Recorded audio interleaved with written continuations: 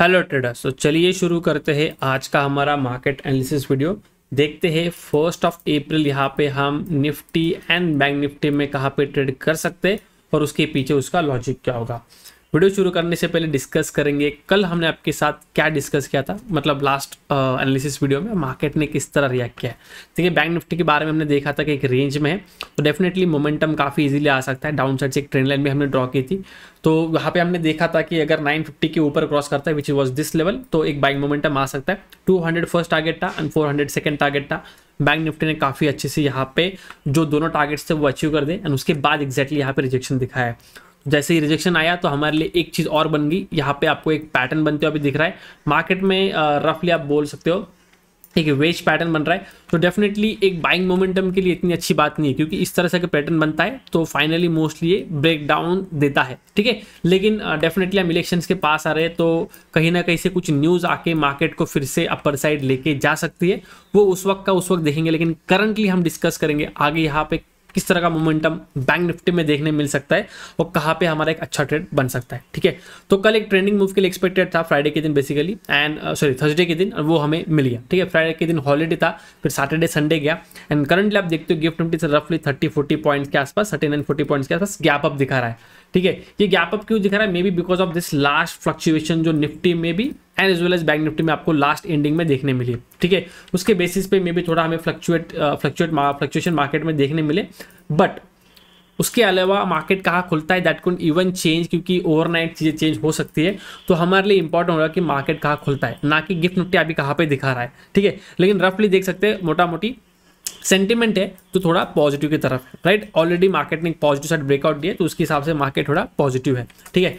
तो हमें क्या देखना है, सिंपल चीज़ है। बैंक निफ्टी में अगर मार्केट इसी जोन में ट्रेड करता है तो कुछ बड़ा ट्रेड के लिए प्लान नहीं करना है आपको। छोटे मोटे कुछ ट्रेड मिलते हैं आपके सेटअप के हिसाब से, या फिर सिंपल आप स्कैल्पिंग कर सकते हो तो स्कैल्पिंग कीजिए इस जोन में और आप आराम से मंडे निकाल लीजिए, क्योंकि मंडे का अगर आप नॉर्मल पीछे के ट्रेडिंग सेशंस उठा के देखते हो तो मंडे मार्केट मोस्टली साइडवेज होता है, थोड़ा बहुत मार्केट मूव करता है, लेकिन ऐसा ट्रेंडिंग मूव आपको लास्ट 2-4 मंडे आपको नहीं दिखेंगे। तो ये मंडे का एक सॉर्ट ऑफ सिनेरियो है। तो उसके बेसिस पे एटलीस्ट हमें ये देखना है कि अगर वो सिचुएशन है तो बीच में ज़्यादा ट्रेड करते हुए लॉसेस नहीं बढ़ाने हैं। ऑप्शन बायर को मोमेंटम नहीं मिलेगा, जो ये मोमेंटम था ये आपको डेली नहीं मिलेगा, राइट। हम आपको ऑलरेडी बता देते हैं कि यहाँ पे मोमेंटम एक्सपेक्टेड है, वो ये चीज़ एक्सपेक्टेड है, वो चीज़ एक्सपेक्टेड है। उसके बेसिस पे you have to plan the quantities, the target and everything, ठीक है। तो यहाँ पे बड़ा मूव एक्सपेक्टेड नहीं करना है। अगर इसके बीच में ट्रेड कर रहा है मार्केट तो थोड़ा छोटा मोटा ट्रेड पोजिशन के हिसाब से, टारगेट के हिसाब से आपको मार्केट्स में बैठना है, ठीक है। बड़ा मोमेंटम कब आ सकता है? लेट्स से मार्केट थोड़ा डाउन साइड आता है तो भी डायरेक्टली सेल नहीं करना है, क्योंकि डेफिनेटली पैटर्न के हिसाब से तो मार्केट को अगर इस तरह से ब्रेकडाउन करता है तो वो गिर जाएगा।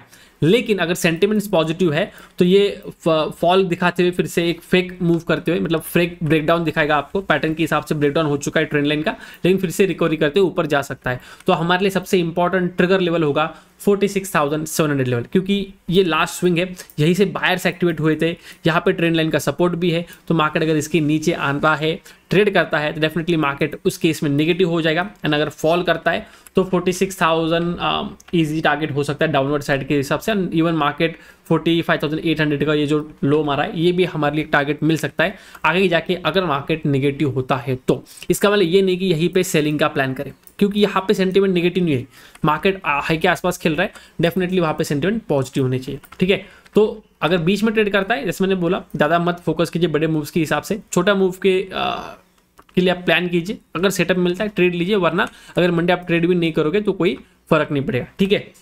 दूसरा, थोड़ा नीचे आता है तो तुरंत सेलिंग की तरफ मत जाइए, क्योंकि लास्ट टाइम यहीं से बायर्स एक्टिवेट हुए थे तो मार्केट कहीं भी टच करते हुए एक बाय ऑन डिप सिचुएशन के हिसाब से मार्केट फिर से ऊपर साइड जा सकता है, फिर वापस यहाँ पे रजिस्ट्रेशन लेके मार्केट नीचे आ सकता है, ठीक है। तो वो प्ले अराउंड कर सकता है मार्केट।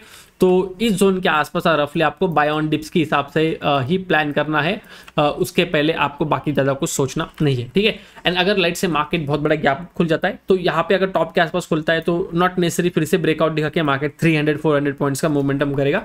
उस केस में मार्केट थोड़ा साइडवेज जा सकता है या फिर रिट्रेस कर सकता है, तो उसके लिए आपको प्लान करना है। साथ ही साथ इसको छोड़ के और अगर मुझे कुछ दिखता है डेफिनेटली मैं टेलीग्राम के ऊपर अपडेट कर दूंगा आपके साथ। एंड मैं ट्राई करूंगा कल मंडे, क्योंकि अभी मार्च एंडिंग का काम तो हो चुका है, तो मंडे से फिर से हम रेगुलरली लाइव स्ट्रीम करें, एटलीस्ट एक ट्रेड के लिए तो एटलीस्ट हम वहाँ पे करें, ठीक है। अब बात करते हैं थोड़ा बहुत निफ्टी की। देखिए निफ्टी एज सच मेरे लिए अभी थोड़ा नो ट्रेडिंग जोन में जा चुका है। क्यों? क्योंकि निफ्टी में एक एक्सपेक्टेड था कि निफ्टी यहाँ तक ये टारगेट कर देगा, वो भी जैसे मैंने काफ़ी बड़ा टारगेट मुझे लगा था निफ्टी की यहाँ से निकलेगा तो कुछ इस जोन के आसपास निफ्टी चला जा सकता है, लेकिन निफ्टी ने बहुत अच्छा रैली देते हुए ऑलमोस्ट ऑल टाइम हाई के आसपास उसने फिर से जाके एक बड़ा रिजेक्शन, यहाँ पे एक बड़ा फॉल दिखाया। ठीक है, डेफिनेटली ऑल टाइम हाई है, जस्ट मुझे चेक करने दीजिए। हाँ, तो ऑल टाइम हाई के आसपास से यहाँ पे एक रिजेक्शन आया है, लेकिन रिजेक्शन हल्का फुल्का नहीं आया, काफ़ी स्पीड से रिजेक्शन आया है। एंड जो इसने मोमेंटम किया, जो इसने मोमेंटम किया है थर्सडे के दिन, अगर आप यहाँ से कैलकुलेट भी करते हो तो मोर देन 50% इसने फॉल किया और क्लोजिंग फिर से 50% के आसपास जाके दी है। ठीक है, तो इंपॉर्टेंट क्या रहेगा, ये वाला जोन इसके नीचे नीचे ट्रेड करेगा तो ये फिर से नेगेटिव सेंटीमेंट्स के साथ ट्रेडिंग करना शुरू कर देगा, और इसके ऊपर ट्रेड करेगा तो ये पॉजिटिव सेंटीमेंट के साथ ट्रेड करेगा।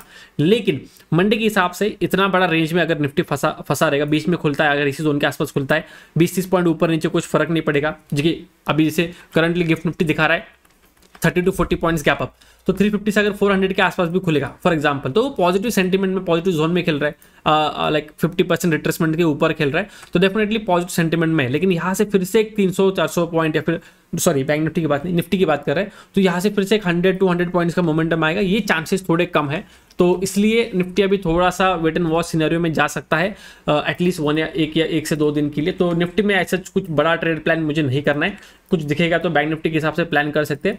दूसरा, अगर ये डायरेक्टली इस जोन के आसपास खुलता है विच इज 450 के आसपास, और थोड़ा ट्रेड करने के बाद अगर अपर साइड निकलता है तो फिर से ऑल टाइम हाई ब्रेक होने के बाद 40 to 60 पॉइंट्स का मिनिमम मोमेंटम आ सकता है, तो उसके बेसिस पे प्लान किया जा सकता है। लेकिन उसके लिए मार्केट को गैप अप खुल के थोड़ा साइडवेज जाना पड़ेगा, तभी वो प्लानिंग की जा सकती है।